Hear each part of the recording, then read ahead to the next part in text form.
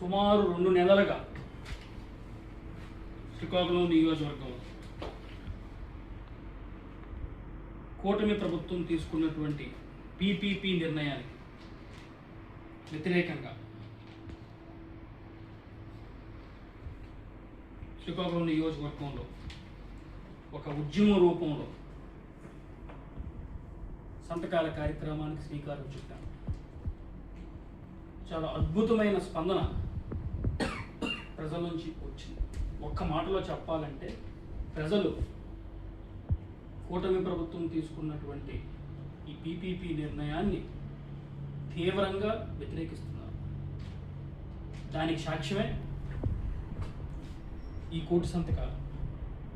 సుమారు శ్రీకాకుళం నియోజకవర్గంలో గత 2 నెలలుగా ప్రతి గ్రామంలో, ప్రతి పంచాయతీలో, కార్పొరేషన్ లిమిట్స్లో, ప్రతి వార్డులో రచ్చబండ కార్యక్రమం నిర్వహించడం జరిగింది. ప్రజలు స్వచ్ఛందంగా వచ్చి సంతకాలు పెట్టారు. మెడికల్ కాలేజీలు ప్రైవేటీకరణ చేయడానికి వీల్లేదు. ఇలా చేయడం వల్ల పేద విద్యార్థులు, బడుగు బలహీన వర్గాల విద్యార్థులు, ఎస్సీ ఎస్టీ విద్యార్థులు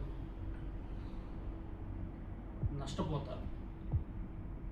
కోట్లకు కోట్ల ఫీజులు ఎక్కడి నుంచి కట్టాలి, ఎలా కట్టాలి, ఎవరు మాకు దిక్కు అని ప్రజలు గగ్గోలు పెడుతున్నారు. సుమారు 40,000 సంతకాలు సేకరించడం జరిగింది. శ్రీకాకుళం నియోజకవర్గాల్లో 2 మండలాలు, కార్పొరేషన్ ఉంది.